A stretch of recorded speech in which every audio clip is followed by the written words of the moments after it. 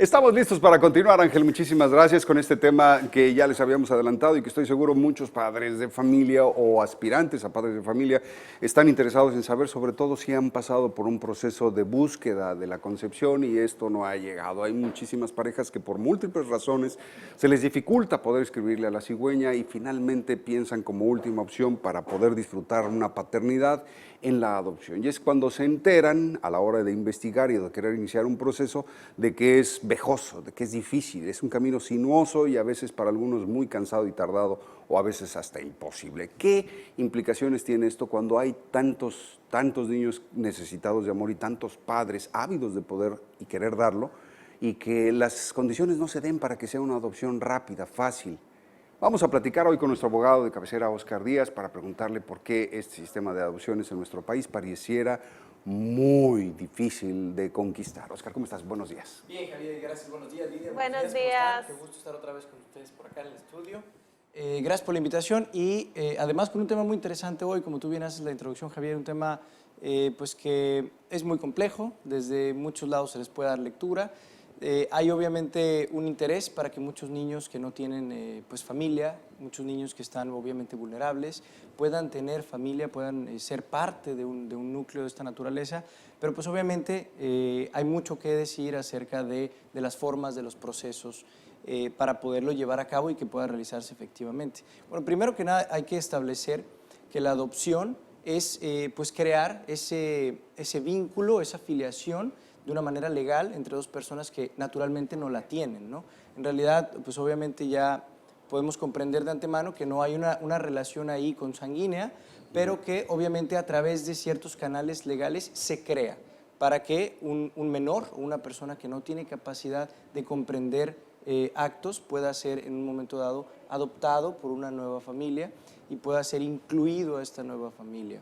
Hay dos formas que pudiéramos distinguir entre las adopciones. Primero tendríamos, por ejemplo, la adopción de los menores que son parte del DIF, del sistema DIF, del desarrollo integral de la familia. Son menores que están expósitos, que estuvieron en algún momento expuestos a un abandono o que fueron maltratados, descuidados y que por alguna circunstancia hoy por hoy es el DIF quien los cuida, quien los protege, quien los mantiene, quien tiene su custodia, ya sea directamente o a través de albergues en donde los acomoda para su estabilidad o algo por el estilo. Tenemos este escenario y por otro lado también tenemos el escenario de las adopciones que se hacen directamente entre particulares. Y me refiero directamente porque las partes en teoría se pueden poner de acuerdo entre alguien que quiere dar en adopción a un hijo y una persona que lo quiere recibir en adopción. Sí.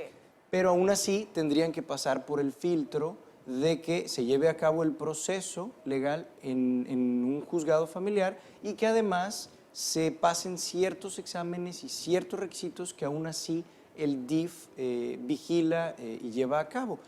Pero sí tenemos ahí fácilmente la manera de distinguir dos escenarios, ¿no? Si el menor es un menor que está vulnerable y que está bajo la custodia del DIF, o estamos hablando de un menor, de un niño, de una niña, por ejemplo, que lo tiene algún conocido, algún familiar mío, pero que por alguna circunstancia lo quiere dar en adopción y yo lo quiero adoptar, ¿no? Ahí podemos tener una primer gran distinción. Oscar, ¿qué requisitos se piden, por ejemplo, en el DIF? Yo sé que son diferentes casos, pero principalmente para alguien que quiera hacer un acercamiento, ¿qué es lo que le piden? O sea, ¿y qué tipos de exámenes también? Porque sé que también se hacen diferentes filtros. Claro, por supuesto. Generalidades muy importantes para que el auditorio conozca. Obviamente hay que manifestar una solicitud por escrito, el interés que se tiene de adoptar.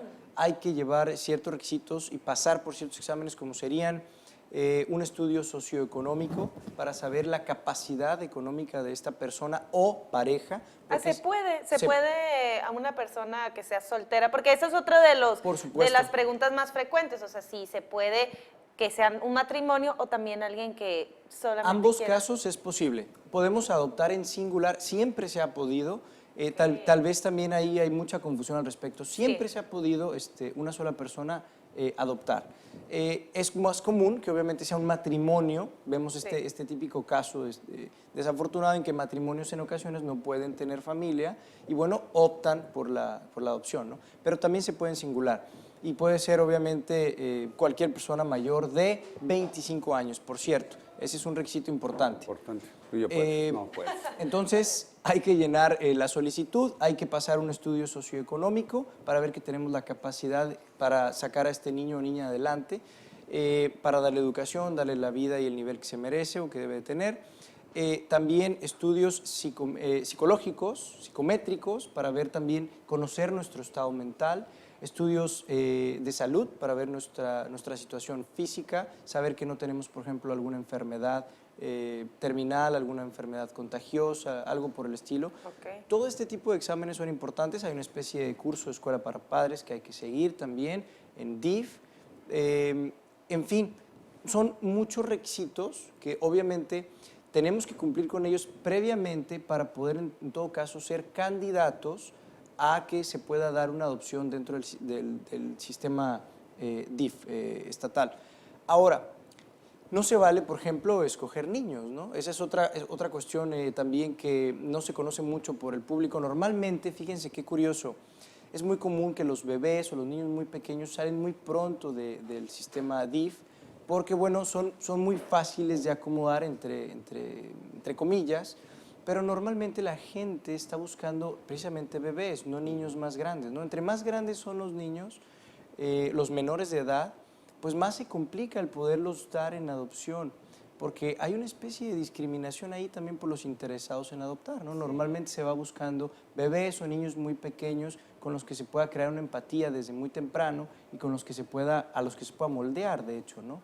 Entonces, esta parte también es importante. No se puede escoger niños y es el propio DIF el que, atendiendo a lo que crea que es mejor para esos niños, va a escoger con qué pareja o con qué persona lo va a entregar. Entonces, si llego yo con mi pareja a solicitar una adopción, el DIF me diría, pues mira, están A, B, C y D disponibles. No, es que no necesariamente no te van a dejar escoger. Por eso, entonces, ellos eligen para ti cuál es de una sola opción, no te dejan escoger ni siquiera de un grupo pequeño. Normal, obviamente sí hay manera de que te hagan saber o que te hagan conocer qué tipos de niños existen en DIF, pero no necesariamente van a darte el que tú quieras, porque no es a capricho del interesado en adoptar.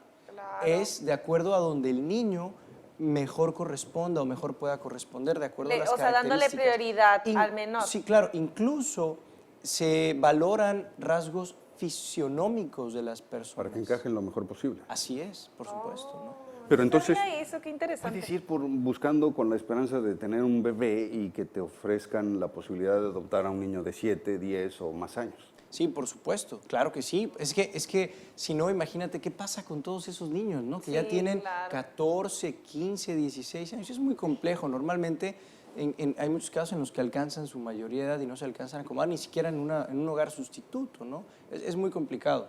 Ahora, tenemos el otro escenario que platicábamos de una adopción, entre comillas, un poco directa. Ahí pues ya está consensada la adopción, pero aún así hay que pasar por todos estos controles a través de DIF y a través de un juzgado. En cualquiera de los dos casos, el proceso de adopción se va a llevar en un juzgado familiar.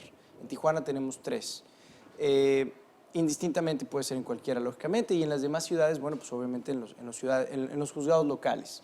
Y ahí se va a ventilar pues todo esto que estamos diciendo, llevar los requisitos, presentar el escrito.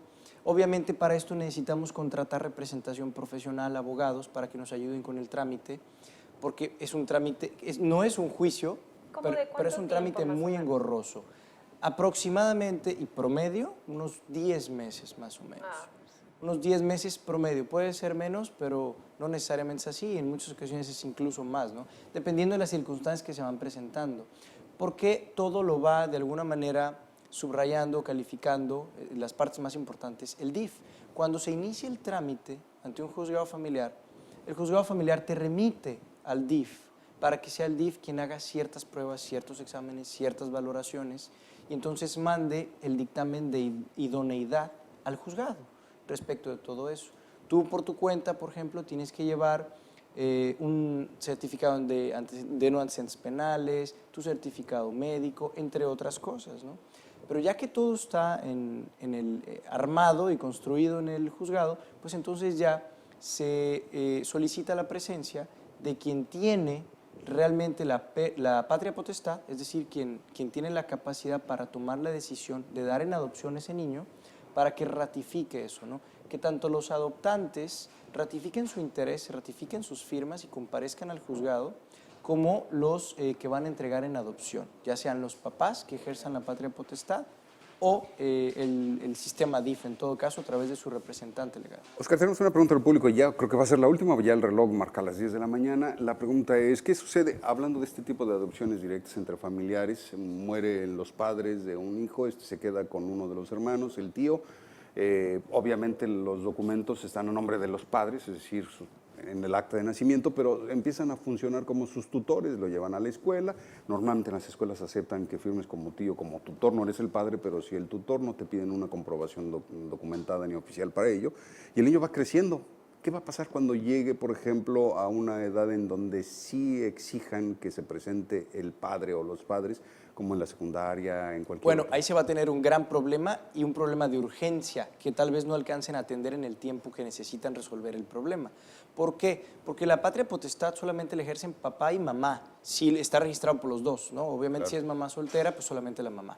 El momento en que fallecen quienes, o que no están por alguna circunstancia aptos, quienes ejercen la patria potestad, dice la ley que automáticamente esa corresponde a los abuelos, paternos y maternos. Pero obviamente esto hay que ventilarlo en un juzgado, no es en automático. No se puede presentar un abuelo o una abuela diciendo que es tal, abuelo o abuela, con el acta de nacimiento, si en este todavía figuran los padres. Debe de haber un proceso en donde eso se haya ventilado, se haya demostrado que los padres fallecieron, por ejemplo, y que ahora se haya designado como la nueva persona que ejerce la patria potestad al abuelo o a la abuela, ya sea paternos o maternos, insisto. Si estos no pueden o no están, entonces ya pudiera recaer en otro tipo de parientes colaterales la patria potestad. Pero mientras no haya todo ese proceso ya ventilado, pues entonces no podemos tener documentación legal que ampare esa circunstancia. Y entonces los niños sí están cuidados, sí están vigilados, sí tienen un tutor en los hechos, pero no tienen a alguien de derecho que realmente pueda tomar las decisiones de su vida,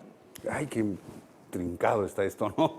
Muy bien. Oye, Oscar, pues mira, el tiempo ya se nos vino encima, como siempre, ya lo sabes, es breve, así es que te vamos a pedir, por favor, nos des tus números de contacto, por favor. Claro que sí, Javier, con mucho gusto. Es el 324-5258, 324-5258. Ya lo saben, Díaz Gómez Abogados es nuestra oficina y estamos para servirles. Nuestras consultas no tienen ningún costo, llámenos y con mucho gusto les damos una cita. Y además les comento rapidísimo el comercial de todos los viernes, que tenemos nuestro propio programa también aquí mismo en UTV, el 157 de cable. Es todos los martes de 8 a 9 de la noche, Opinión Legal. Ahí tratamos con ustedes pues temas muy interesantes de derecho, de política, temas precisamente como el que estamos platicando hoy en la mañana para que usted pueda estar muy bien informado. Muchas gracias, muchachos. Muchas gracias, Oscar. Gracias, al contrario. Nos vemos el próximo viernes.